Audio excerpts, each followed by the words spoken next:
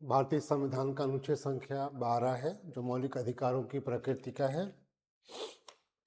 आइए समझते हैं कि इस अनुच्छेद की क्या प्रकृति है और इस अनुच्छेद के अंतर्गत अर्थात अनुच्छेद संख्या 12 के अंतर्गत मौलिक अधिकारों की किस तरह से गारंटी दी गई है और एक कृत्रिम राज्य की स्थापना है।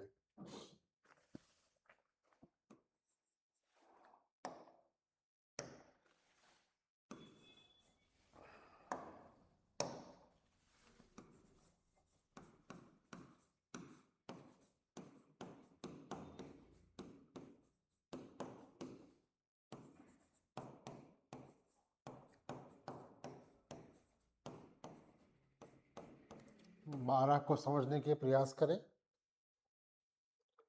अनुच्छेद संख्या 12 मौलिक अधिकारों के अंतर्गत ही पहला अनुच्छेद है जो भारतीय संविधान का भाग 3 इसी अनुच्छेद से आरंभ होता है। ये कुछ इस प्रकार से है कि एक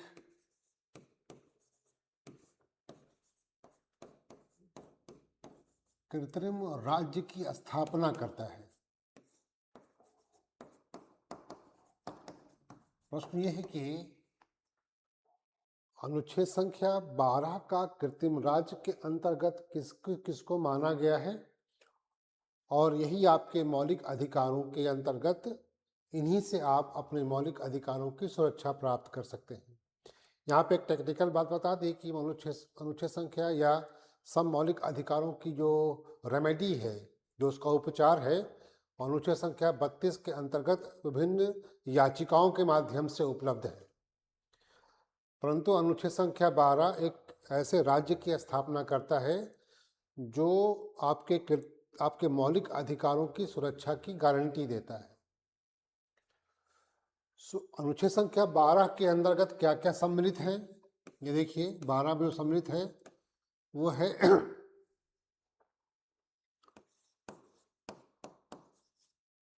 केंद्र की सरकार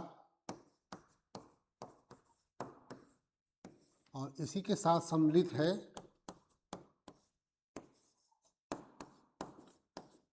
भारतीय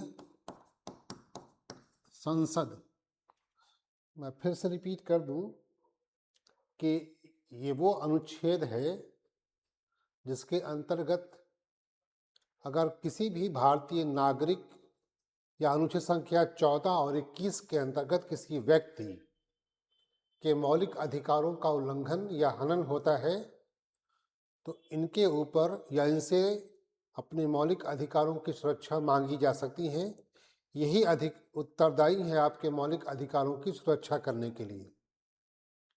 अगर वायलेट हो जाता है तो अनुच्छेद संख्या 32 के रिटों के माध्यम से आप उसकी रेमेडीज या उपचार प्राप्त कर सकते हैं।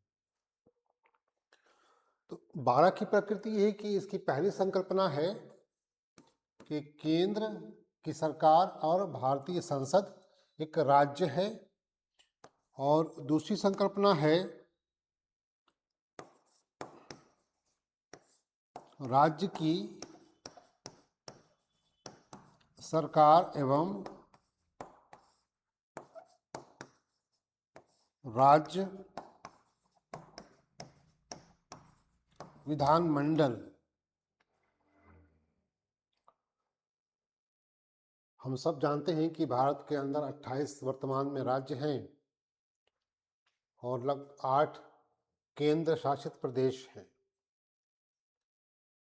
अनुच्छेद संख्या 12 के अंतर्गत इन सबको एक आर्टिफिशियल स्टेट या मौलिक अधिकारों की सुरक्षा के लिए स्थापित किया गया है ताकि प्रशासनिक क्षमताओं के साथ साथ ये अन्य अधिकारों की भी सुरक्षा कर सके। अनुच्छेद संख्या 12 के अंदर जो तीसरी संकल्पना वो ये है कि स्थानीय सरकार या स्थानीय प्रशासन जैसे आपका डिस्ट्रिक्ट मजिस्ट्रेट, पूरा सिस्टम, पुलिस प्रशासन, ये सारी की सारी बातें स्थानीय सेशन के अंदर इसमें सम्मिलित है।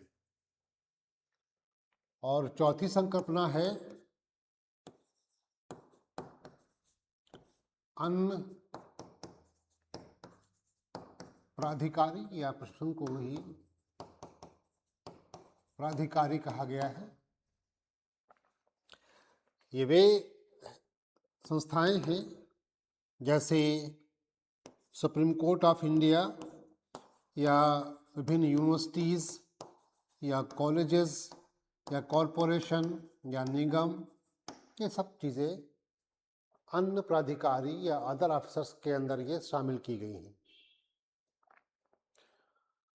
सो अनुच्छेद संख्या 12 की जो प्रकृति है वो कुछ इस प्रकार से है कि एक आर्टिफिशियल स्टेट स्थापित करता है, ये कृत्रिम राज्य की स्थापना करता है।